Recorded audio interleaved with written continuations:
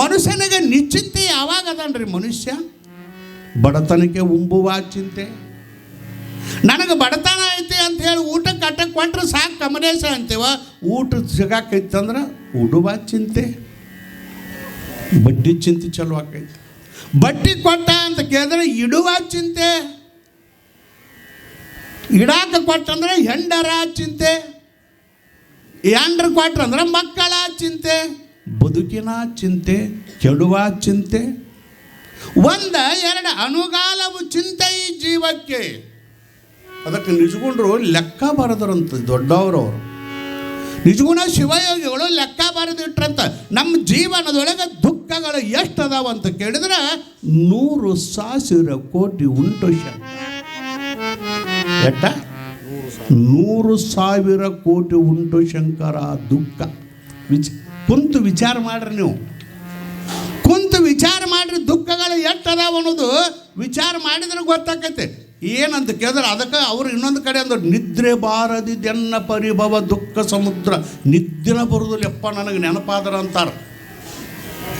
ಯಾರಿಗಾರ ಒಂದು ಚಿಂತಿತ್ತಂದ್ರೆ ನಿದ್ದೆ ಹತ್ತೈತಿ ನಿಮಗೆ.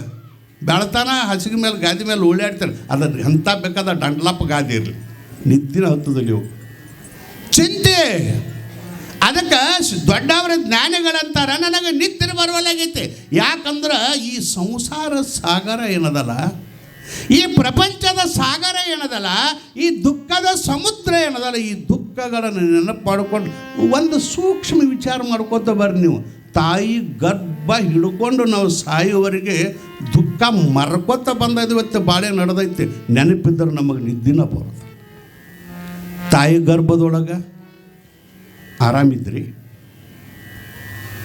6 ಥರ ಹರಿಸಬಹುದು, ಅಡಿಗಡಿಗೆ ತೋರುವ ಹೆಜ್ಜೆ ಹೆಜ್ಜೆಗೂ ದುಃಖಗಳದ ನಮ್ಮ ಜೀವನದೊಳಗೆ. ನೆನಪಿಲ್ಲ ನಿಮಗೆ.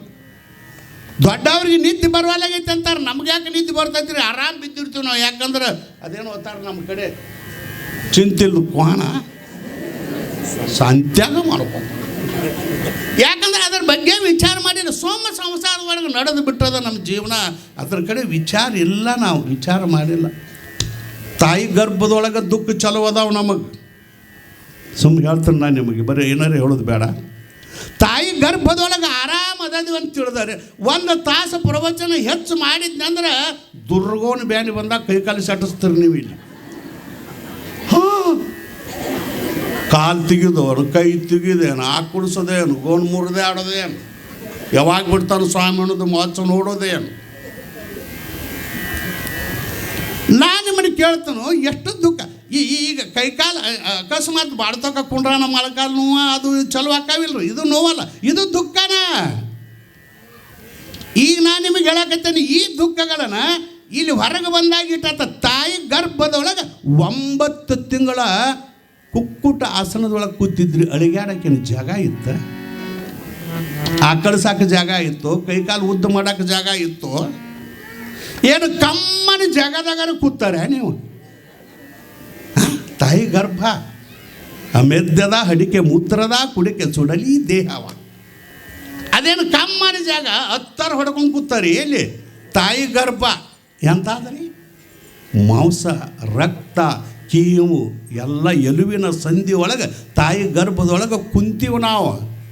ಅಲ್ಲೇನು ಮಾಡ್ಕೊಳಕ್ಕೆ ಗಾದಿಲ್ಲ, ಗಾಳಿಗೇನು ಫ್ಯಾನ್ ಇಲ್ಲ. ತಾಯಿ ಗರ್ಭದೊಳಗೆ ಫ್ಯಾನ್ ಅದಾನ. ಕಾಲು ಉದ್ದ ಮಾಡಕ್ಕೆ, ಕೈ ಉದ್ದ ಮಾಡಕ್ಕೆ ಜಾಗ ಇಲ್ಲ. ಕುಕ್ಕುಟ ಹಿಂಗೆ ಕೂತಿರ್ತಾವೆ, ಕುಕ್ಕುಟ ಆಸನ ಅಂತಾರೆ ಅದಕ್ಕೆ. ಹಂಗೆ ಕೂತು ಬಿಟ್ಟಿರ್ತಾವೆ ಕೂಸುಗಳು. ಆಗೇನು ಆರಾಮದಾರೆ ಅಂತ ತಿಳಿದ್ರಿ ನೀವು? ಇಲ್ಲ, ನಾವು ಮರ್ಯಾಕತ್ತಿದ್ದು ದೇವ್ರು ಮರು ಕೊಟ್ಟಾನಂತ ನಮ್ಮ ಬಾಳೆ ಚಲೋ ಆಯ್ತು. ಅದು ಅಲ್ಲಿ ದುಃಖದೊಳಗೆ ಅದೀವ. ಮಲಮೂತ್ರದ ಕುಡಿಕೆ ಒಳಗೆ ಕುಂತೀವಲ್ರಿ. ಎಲ್ಲಾರ ಒಂದು ಹೊಲಸಿತ್ತಂದ್ರೆ ಮೂಗು ಮುಚ್ಕೋತೀರಿ.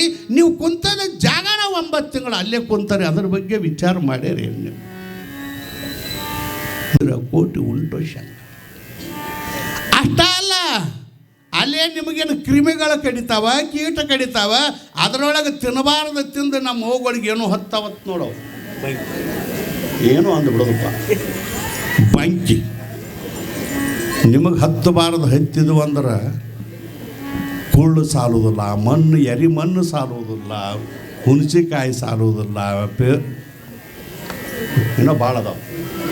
ಹಾಂ ಬೂದಿ ಬೂದಿ ಬುತ್ತಿ ಕರಿಮಣ್ಣ ಅವು ಕರಿಮಣ್ಣು ತಿಂತಾವು ಅಮಾಸೆ ಅಂತಾವು ಹಡಿತಾವು ಕರ್ರ ಹುಟ್ಟಿತಾವ ಕರಿಮಣ್ಣು ತಿಂದದಿ ದೇವ್ರ ಗುಡಿಗೆ ಬರ್ತಾವ ಪ್ರಸಾದ ಡಬ್ಬಿನ ಡಬ್ಬ ಹಾಕೊಂಡು ಹೋಗಿ ಬರ್ತಾವ ಬರ್ತಾವೆ ನಮ್ಮ ಮಠಕ್ಕೆ ಬರ್ತಾವೆ ಇಟ್ಟು ಬಿಟ್ಟಿರ್ತಾವೆ ನಮ್ಮ ಹುಡುಗರ ಪದಿರ ಕಟ್ಕೊಂಡು ಹೋಗ್ತಾರ ಅದನ್ನು ಇಟ್ಟಾಕಯ್ಯವ ಬೇಕಲ್ರಿ ಅದಕ್ಕೆ ಬೂದಿ ತಿನ್ನಾಕ ಹಚ್ಕೊಳಕ ಅದು ತಿನ್ನಾಕಲ್ಲ ಇದನ್ನೆಲ್ಲ ಹುಳಿ ಉಪ್ಪ ಖಾರ ತಿಂತೀರಿ ಆ ಕೂಸಿಗೆ ಏನಾಗ್ತದೆ ಅವರು ಐತೆ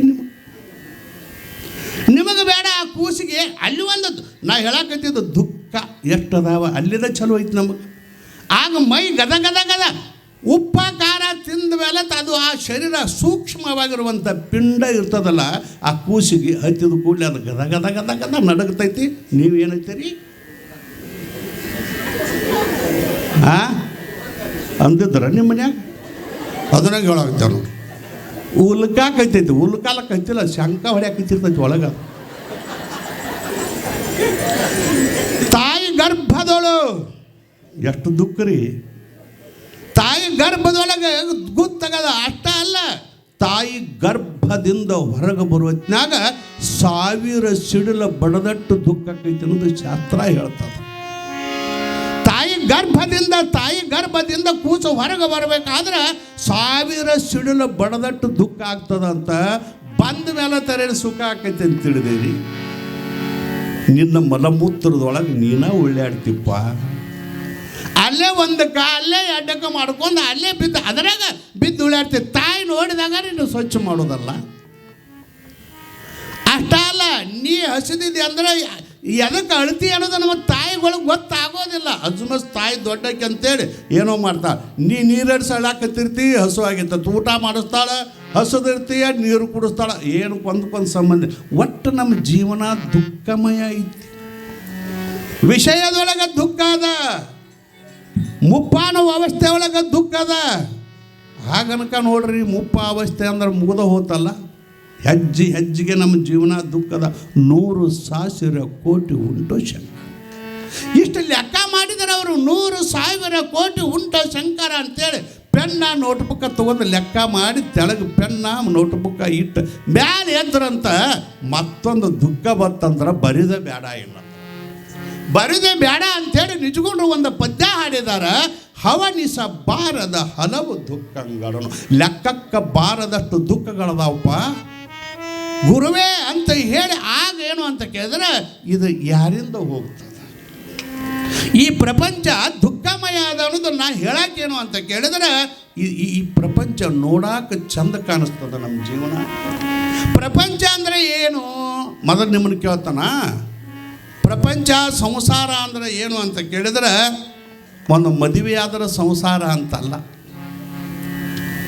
ಇದನ್ನು ನೆನಪಿಟ್ಕೊಂಡು ನೀವು ಸಂಸಾರ ಇದು ಒಂದು ಸಂಸಾರ ಅದು ಮಾತು ಬೇರೆ ಆದ್ರೆ ನಾವು ಶಾಸ್ತ್ರದೊಳಗೆ ಬಳಸುವಂಥದ್ದು ಸಂಸಾರ ಅಂದ್ರೆ ಏನು ಅಂತ ಕೇಳಿದ್ರೆ ಒಂದು ಮದುವೆ ಆದ ಕೂಡಲೇ ಏನಂತೀರಿ ನೀವು ಸಂಸಾರ ಅಂತಿರಲ್ಲ ಮದುವೆ ಆದ್ರೆ ಸಂಸಾರ ಅಲ್ಲ ಪುನರಪಿ ಜನನಂ ಪುನರಪಿ ಮರಣಂ ಹುಟ್ಟೋದು ಸಾವುದು ಏನು ಪ್ರಾರಂಭ ಇತ್ತಲ್ಲ ಇದರೊಳಗೆ ಬರೋದು ಎಲ್ಲ ಸಂಸಾರ ಇಹ ಸಂಸಾರೇ ಕಲು ದುಸ್ತಾರೆ ಶಂಕರಾಚಾರ್ಯರಂತಾರೆ ಹುಟ್ಟೋದು ಸಾವೋದೇನೈತಲ್ಲ ಇದು ಸಂಸಾರ ಯಾಕಂದ್ರೆ ಬರೀ ಮದುವೆ ಆದ್ರೆ ಸಂಸಾರ ಮದುವೆ ಹಿಂಗೆ ನನ್ನ ಮಕ್ಕಳಾದ್ರೆ ಸಂಸಾರ ಅಂತಲ್ಲ ಏನು ನಾವು ಹುಟ್ಟಿದ್ದೇವೆ ಎಲ್ಲ ಪ್ರಪಂಚದೊಳಗೆ ಸಂಸಾರ ಪ್ರಾರಂಭ ಆಯಿತು ಮದುವೆ ಆದ್ರಲ್ಲ ಯಾಕಂತ ಕೇಳಿದ್ರೆ ನಿಮಗೊಂದು ಮಾತು ಹೇಳ್ತಾನೆ ಈಗ ಏನಂತೀರಿ ನೀವು ಯಾರು ಮಠಕ್ಕೆ ಬಾರೋ ತಮ್ಮ ಅಂದ ಕೂಡಲೇ ಏನಂತೀರಿ ಬರ್ತೀರಿ ಅಜ್ಜಾರ ಅಂತೀರಿ ಬರ್ತೀರಿ ಬರ್ತಾ ಮದುವೆ ಮಾಡಿದ ಕೂಡಲೇ ಏನಂತಾರೆ ಏನು ಮಾಡೋದ್ರಿ ಅಜ್ಜಾರ ಇಟ್ಟು ದಿವಸ ಆರಾಮಿದ್ದೀವ್ರೆ ಅತ್ತಾರೆಲ್ಲರೂ ನೋಡ್ಬೇಕಾರ ಸಂಸಾರ ಅಂದ್ರೆ ಎದಕ್ಕತ್ತೀರಿ ನಾ ಹೇಳ್ತಾನೆ ನಾನು ಇಟ್ಟು ದಿವಸ ಆರಾಮಿದ್ದೀವ್ರಿ ಏನು ಮಾಡೋದ್ರಿ ಸಂಸಾರ ಒಂದು ಕ್ವಾಳಿಗೆ ಬಿತ್ತು ಅಂದ್ರೆ ಏನ್ರಿ ನೀವು ಅನ್ನೋದು ಎದಕ್ಕೆ ಹೇಳ್ರಲ್ಲ ಮದುವೆ ಆದದಕ್ಕೆ ನೀವು ಸಂಸಾರ ಅಂತೀರಿಲ್ಲ ಮುಂದೆ ಹೇಳ್ತಾನೆ ನಾ ಈ ಮಾತನ್ನು ಏನಿಲ್ಲ ಅದ ನಾವು ಆರಾಮನೇ ಇದ್ದೀವಿ ರೀ ಮದುವೆ ಒಂದು ಮಾಡಿಬಿಟ್ರಲ್ಲ ಅದಕ್ಕೆ ನಮ್ಗೆ ಸಂಸಾರ ನಮಗೆ ಕ್ವಾಳಿಗೆ ಬಿತ್ತು ಅದಾತು ಸಂಸಾರ ಒಂದು ಗಂಟು ಬಿತ್ತು ಅಂತಾರೆ ಕೊನೆಗೆ 1-2 ಮಕ್ಕಳಾದು ಒಂದು ಕೂಡಲೇ ಮತ್ತೆ ಏನು ಹೆಜ್ಜ ಸಂಸಾರ ದೊಡ್ಡದಾತು ಮಕ್ಕಳ ಮದುವೆ ಏನು ಆಟನ ಇರ ದೊಡ್ಡ ಸಂಸಾರ ರೀ ನಮ್ಮದು. ದೊಡ್ಡ ಸಂಸಾರ ರೀ. ಮೊದಲು ಆರಾಮ್ ಇಬ್ಬರೇ ಇದ್ದು ಒಂದು ಎರಡು ಹುಟ್ಟಿದ್ರೆ ಈ ಸಂಸಾರ ನೋಡಿ ಆತು ಅತ್ತಾರ. ನಾನು ನಿಮ್ಮನ್ನು ಒಂದು ಮಾತು ಕೇಳ್ತೀನಿ. ಅಕಸ್ಮಾತ್ ಯಾವಾಗರೆ ಅಮಾಸಿಗೆರೆ ಬರ್ತಿದ್ದ ಅದನ್ನು ಬಿಟ್ಟಪ್ಪ. ಯಾಕಂದ್ರೆ ಅವನು ಹೆಂಡತಿ ಸತ್ಲು. ಸತ್ಲಂದ್ರೆ ಹಂಗೆ ತಿಳ್ಕೊಬೇಡ್ರಿ, ಸುಮ್ಮನೆ ಹೇಳಾಕತ್ತೇನ್ರಿ ಇಷ್ಟ.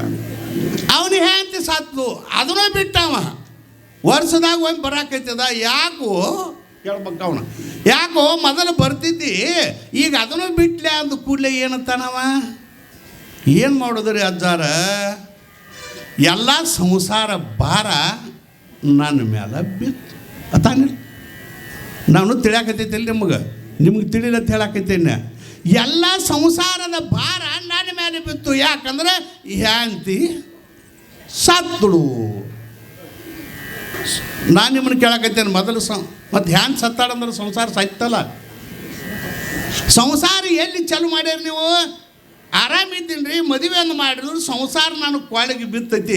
ಈಗ ಆಕೆ ಸತ್ತಳಪ್ಪ, ಸಂಸಾರ ಹೋತ್ ಅನ್ನಬೇಕು ಇಲ್ಲ.